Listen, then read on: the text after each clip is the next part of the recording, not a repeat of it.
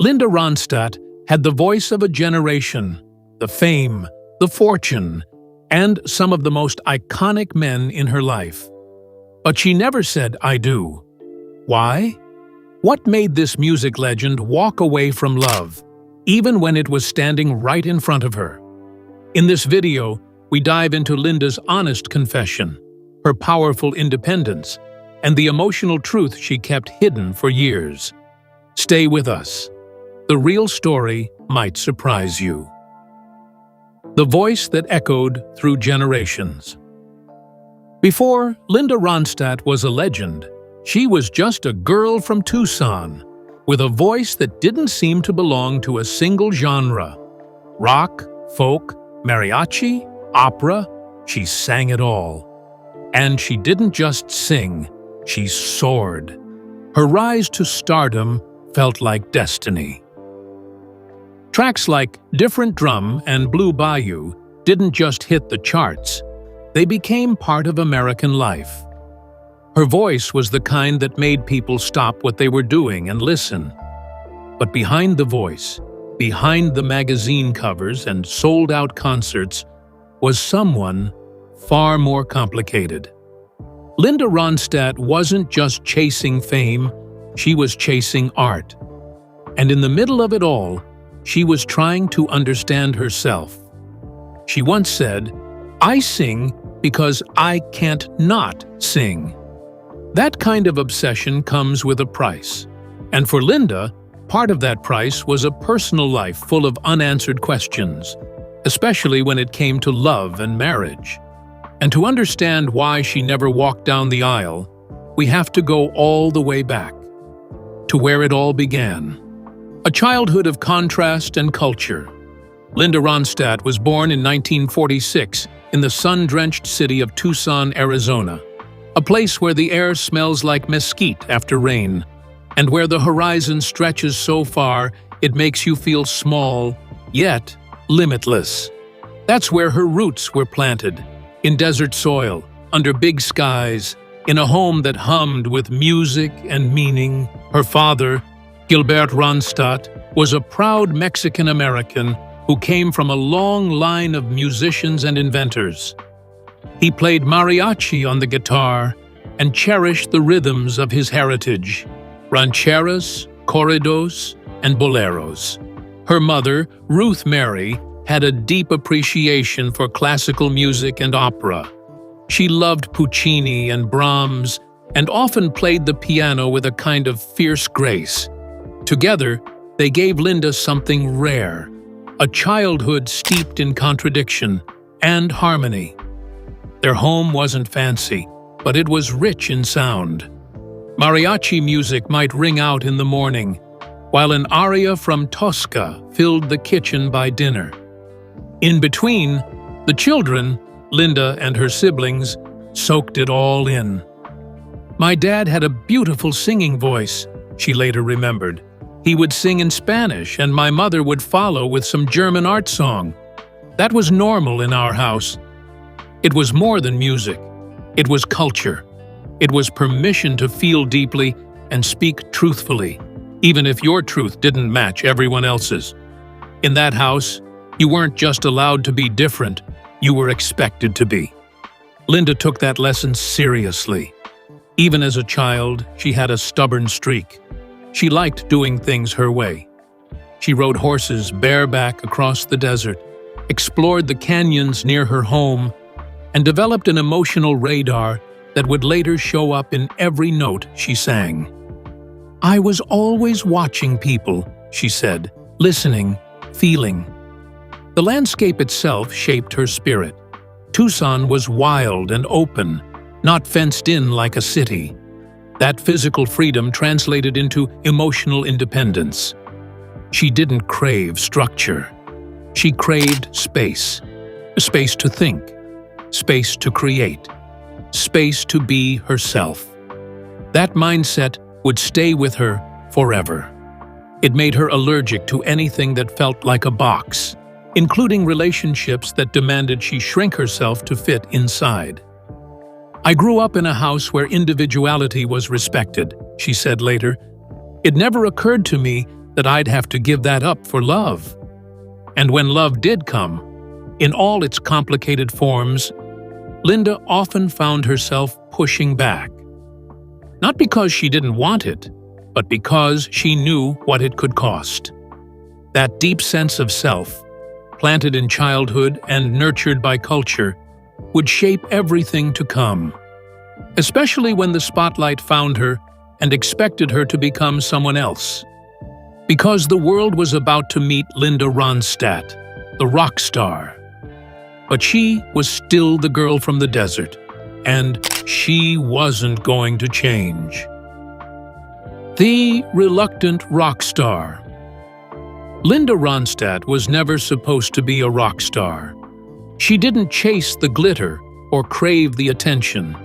But somewhere between her haunting ballads and powerhouse vocals, she became something much bigger than she ever intended, a queen of the stage, crowned by a world she never asked to rule. It started in the late 1960s when she joined a folk rock trio called the Stone Ponies. Their breakout song, Different Drum, became a hit and launched her into the public eye. But even as the song climbed the charts, Linda felt herself outgrowing the band. She had her own vision, her own voice, and she knew she had to leave to find it. Her instincts were right. As a solo artist in the 1970s, she did more than make a name for herself. She shattered expectations. Albums like Heart Like a Wheel and Simple Dreams dominated the charts. She earned platinum records, Grammy Awards, and the kind of fan adoration usually reserved for male rockers. She was the first woman to headline and sell out major stadiums on her own, paving the way for generations of female artists after her. But behind the scenes, it was never the fairy tale it looked like.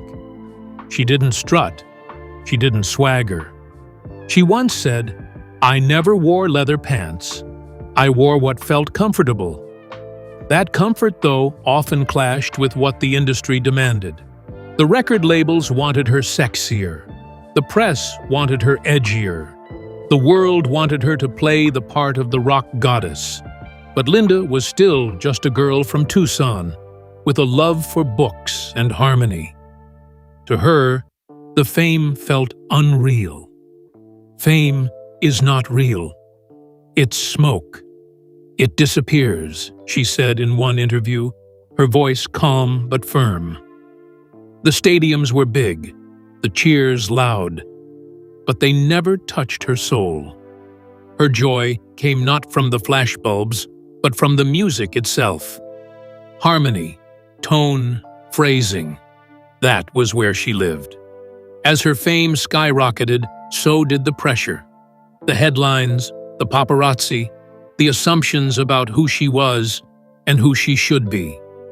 She once described herself as a spectator in my own life, watching the machine of celebrity spin around her while she clung to her creative core. And maybe that's why her songs hit so hard, because they were honest. When she sang about heartbreak, it wasn't an act. When she covered old standards or Mexican ballads, it wasn't a gimmick. It was Linda being Linda, even when the world begged her to be something else. Still, the world couldn't stop watching. Not just her music, but her personal life, too. The tabloids followed her every move, especially when it came to love, the one part of her life that seemed just as complicated and unruly as her rise to stardom. Because for Linda Ronstadt, love was never simple. And marriage? That was an even bigger mystery. Love in the spotlight. Linda Ronstadt didn't lack romance. She just redefined it. She dated some of the most famous and fascinating men of her time, Jerry Brown, George Lucas, even a young Jim Carrey. But none of those relationships led to marriage. Why? Because Linda wasn't built for compromise, and she knew it. She once joked, "If I want a pink sofa and he doesn't, I'm going to get the pink sofa." That was her shorthand for something deeper. She needed autonomy, even in love. She believed in partnership, yes, but not in giving up any part of herself. And when it came to marriage, she just couldn't picture it. "I was never cut out for it," she'd later confess. "I didn't want to be somebody's wife." It wasn't coldness. It wasn't fear. It was clarity. She knew who she was, and she wasn't willing to bend for tradition's sake. One of her most legendary romances proved that, more than any other. Jerry Brown and the Politics of Love. In the late 1970s, America couldn't stop watching one of the most unexpected love stories unfold: the rock star and the politician. Linda Ronstadt, with her booming voice and rebellious grace, found herself paired with California's stoic, ambitious governor, Jerry Brown. At first glance, they seemed like opposites, but somehow, that contrast only made the connection more fascinating. She was music. He was policy. She lived out of suitcases and sang in sold-out arenas. He walked Capitol halls in rumpled suits and read philosophy in his spare time. Yet, when they were together, the spark was undeniable. People dubbed them Beauty and the Brain, a nickname that stuck in headlines and late-night jokes alike. The public couldn't get enough. They appeared at campaign events, galas, press dinners, and even simple lunches where photographers scrambled for a glimpse. The fact that they were both unmarried and unapologetic about it only added to the intrigue. Some speculated marriage was on the table. Others wondered if either of them would ever truly settle down. Linda later said, "He was smart, and I liked that." There was no trace of irony in her voice. She admired how serious he was about the world, how thoughtful he was in conversation. Jerry, in turn, admired Linda's independence, the way she carved her own path without asking permission. But even the best pairings face reality. Jerry's life was grounded in structure and public service. His days were scheduled, his duties endless. Linda, meanwhile, lived on the road, traveling from one city to the next, chasing the next album, the next song, the next version of herself. Their worlds just didn't move at the same rhythm. And unlike the celebrity breakups splashed across tabloids, theirs came with no fireworks, no bitterness. They simply grew in different directions. They realized, quietly, gracefully, that love sometimes isn't enough to bridge two wildly different lives. "We just couldn't make it work," Linda once said, "but I have nothing but respect for him." They stayed friends, even as they moved on. Years later, Jerry Brown would become governor of California again. Linda would continue releasing music and, eventually, raise 2 children on her own. But when asked about that time in her life, she always spoke kindly of Jerry, never as a missed opportunity, but as a chapter that simply closed when it was meant to. Their relationship may not have ended in wedding bells or fairy tale endings, but it stood for something rare in the world of fame and politics: mutual admiration, maturity, and the courage to let go without blame. And as Linda turned the page on Jerry Brown, she found herself stepping into another kind of romance, one that, for a time, connected her to one of the most creative minds in Hollywood: the George Lucas chapter. In 1983, Linda Ronstadt met someone who wasn't a musician or a politician, but a storyteller of a different kind. His name was George Lucas, the man behind Star Wars. Their connection surprised a lot of people. He was quiet, deeply private, and so was she. But under the surface, they shared something rare: an understanding of what it meant to live in the eye of a global spotlight while craving a life outside of it. Their bond lasted for over 5 years, and at one point, they were even engaged. Lucas reportedly loved Linda's fierce independence, and she admired his creativity, his intelligence, and how grounded he seemed, even while creating galaxies far, far away. Some say Linda inspired elements of Princess Leia. Others say she was simply one of the few people who ever truly got close to George. Either way, they kept their love story far from cameras. Still, their careers eventually pulled them apart. He had a cinematic empire to run, and she was still touring, recording, and raising the bar for female artists. There was no bitterness in the end, just distance and the quiet acceptance that love sometimes isn't enough when lives don't align. But Linda wasn't done loving. Far from it. A pattern emerges. Over the years, Linda Ronstadt was linked to more than a few famous names, and each one added another thread to her story. There was D Suther, the singer-songwriter she collaborated with during her early solo days. Their bond was artistic and emotional. Together, they crafted songs like Faithless Love and Prisoner in Disguise, tracks that dripped with longing. Their relationship may have ended, but their musical connection stayed forever etched in her catalog.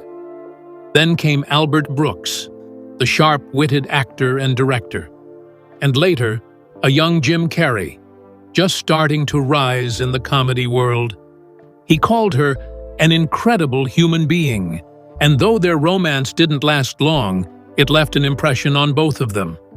But in every relationship, the same rhythm repeated: passion, connection, then distance. Linda once said, "I loved deeply, but I needed space." She didn't run from love, but she also didn't reshape herself for it. As the pattern played out, it became clear. She wasn't afraid of commitment. She was just committed to something else entirely: her art. And in her world, there was always music to make, stages to fill, and emotions to explore. Marriage didn't fit into that melody. Choosing art over ceremony. If there's one thread that runs through Linda's life, it's this: she chose music over everything. Always. Even in the middle of great romances, she never veered from her creative path. She made decisions that kept her free, even if it meant losing someone she loved. She once called herself a serial monogamist. She could fall in love. She could be loyal. But she never saw the point of formalizing something that might interfere with her freedom. "I didn't want to be someone's wife," she said. "I wanted to be myself." At a time when women in the spotlight were still expected to settle down, Ronstadt stood out. She didn't need a ring to feel fulfilled. She didn't need a husband to feel whole. And the world respected her for that. Fans, friends, and even former partners admired her clarity. She wasn't cold. She was just honest about who she was and what she wanted. Her refusal to marry was never about rebellion. It was about authenticity. But as her career exploded, so did the demands of fame. And with them came another challenge: a life on the road, and the cost of it. Linda's schedule was brutal. Year after year, tour after tour, she barely had time to breathe, let alone build a domestic life. Hotels replaced homes. Airports replaced routines. The road gave her everything she wanted: the music, the crowds, the thrill. But it also took its toll. She once compared her life to a Joseph Conrad novel: repetitive, restless, and drifting from one place to another. "I was never in the same place long enough to build anything," she admitted. The more success she found, the lonelier some nights became. Relationships require roots, and Linda had wings instead. She didn't regret it, not exactly. But she felt the weight of it at times, the longing to come home to someone, the ache of not having that someone. And while she never complained publicly, those close to her knew. The road gave her a career, but it also cost her the stillness she sometimes craved. Still, she wasn't about to slow down. Not yet. But as her fame grew, so did the whispers. And Linda was about to face another layer of scrutiny. Misunderstood by the media. With no husband, no traditional family, and a fiercely guarded private life, the media did what it often does. It speculated. For years, rumors swirled about Linda's sexuality. Was she gay? Was she hiding something? She never gave them an answer. She once said, "There's no language to describe the loneliness I've felt." That sentence shut down the tabloids more effectively than any press release ever could. Linda didn't owe anyone an explanation. Her life wasn't meant to be dissected in columns or gossip rags. She was a musician, not a public figure meant to perform her personal life. But the misunderstanding cut deep. Her refusal to fit into neat categories, wife, girlfriend, mother, label, frustrated a world that always wants to box women in. And so she chose silence. Or rather, she chose music to speak for her. But while the world wondered why she never married, Linda was quietly rewriting what family could look like, and how love could take many forms. What came next would surprise everyone, even her fans. Motherhood on her own terms. For someone who never wanted the traditional structure of marriage, Linda Ronstadt still had a strong pull toward family. But she wanted to define that word in her own way, not the way society told her to. In 1990, Linda adopted her first child, a daughter named Mary Clementine. 4 years later, she welcomed her son Carlos into the family. Both children were adopted as infants and raised in a home filled with music, books, and a mother who had learned to follow her own heart rather than rules. "I didn't need a husband to be a mother," she once said. "I just needed the love." Linda didn't slow down immediately. She continued to perform, to tour, to record, but always made sure her children were a part of her life, not a footnote. Sometimes they traveled with her. Other times, she made space for them at home while she worked in nearby cities. It wasn't easy, but she found a rhythm. She gave them what she'd always longed for herself, and stability and truth. And in doing so, she proved that love doesn't require a marriage license. It just needs presence, effort, and intention. As Linda entered motherhood on her own terms, she also began stepping away from the louder parts of fame. What came next would surprise many, and change everything. A woman of books, not bottles. While many rock stars of the 1970s lived on excess, the drugs, the parties, the chaos, Linda was always different. Backstage, you were more likely to find her curled up with a book than holding a drink. "I wasn't addicted to substances," she said once with a laugh. "I was addicted to Anna Karenina." Even at the height of her fame, Linda avoided the typical traps of celebrity. She didn't like loud parties. She didn't thrive on being the center of attention. She preferred quiet, meaningful conversations, long walks, and books that took her to different worlds. Knitting, reading, watching documentaries. Those were her offstage rituals. She wasn't trying to be a mystery. She was just grounded in who she was.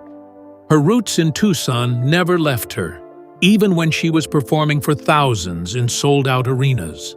This calm and centered life may have seemed boring to some, but to Linda, it was everything. It gave her the space to think, to write, to create. And it gave her clarity, the same clarity she used when walking away from fame, on her own terms. Because eventually, even the strongest voices fall silent. And Linda's would too, but not without grace. When the music stopped. In 2011, after decades of performing, Linda Ronstadt retired from the stage. At first, fans assumed it was simply time, that she had earned the rest. But 2 years later, she shared the truth. She could no longer sing.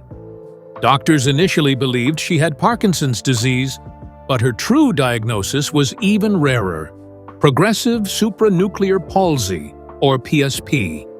It was a neurological condition that slowly stripped her of balance, coordination, and eventually, her voice. For someone who had built her life around sound, it was a crushing blow. "I can't sing anymore," she said quietly in an interview, "but I still hear it in my head." Her fans were devastated, not just because her performances had ended, but because she had given them so much. Her voice had become the soundtrack to heartbreaks, road trips, weddings, and long nights. But even in this, Linda carried herself with dignity. She didn't seek pity. She didn't make a spectacle. She simply told the truth, just as she always had. And while her voice went silent, her legacy only grew louder. Because some things, like real artistry, don't disappear. They echo forever. And in her silence, we were about to hear something even more powerful: her memory, still singing in her mind. Though Linda Ronstadt no longer takes the stage, music is still the heartbeat of her world.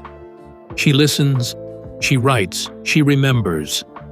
And in her words, I can still hear it all: harmonies, instruments, the pitch. It's all there, just not out loud. In 2014, she was inducted into the Rock and Roll Hall of Fame, a moment she never pushed for, but deeply deserved. Though she couldn't sing at the ceremony, her peers did it for her. Bonnie Raitt, Emmylou Harris, Sheryl Crow. They carried her songs like a torch, proof that Linda's music had shaped generations. Beyond the awards and the acclaim, Linda lives quietly now. She reads, spends time with her children, and reflects on the road behind her. A road she carved herself, mile by mile, without ever losing sight of who she was. And even as her physical voice has faded, her influence hasn't. Every artist who crosses genres, every woman who builds a life outside convention, every person who chooses art over applause, they're walking in her footsteps. But before the story ends, she had one final truth to share. A confession. Decades in the making. Linda's final confession. In 2019, sitting in a quiet room, Linda Ronstadt was asked the question she'd heard 1,000 times. Why didn't you ever marry? She smiled and gave the answers so many suspected, but few had heard out loud. I was never cut out for marriage, she said. I knew it early, and I've never regretted it. It wasn't that she didn't love deeply. She did. It wasn't that she didn't want companionship. She had plenty. It was simply that marriage, with all its structure, sacrifice, and compromise, never felt like a home she wanted to live in. For Linda, love was found in moments, not contracts. In music, in children, in freedom. She didn't live by the rules, and that was the point. Her life was full, not in spite of being unmarried, but because of it. She chose herself, again and again, and in doing so, gave millions the courage to do the same. In the end, Linda Ronstadt didn't need a wedding ring to leave behind a legacy of love. She only needed her voice, and the wisdom to know when to use it, and when to let it speak for itself.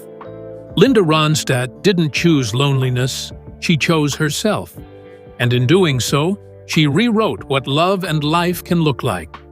If her story moved you, hit that like button and subscribe for more powerful stories just like this.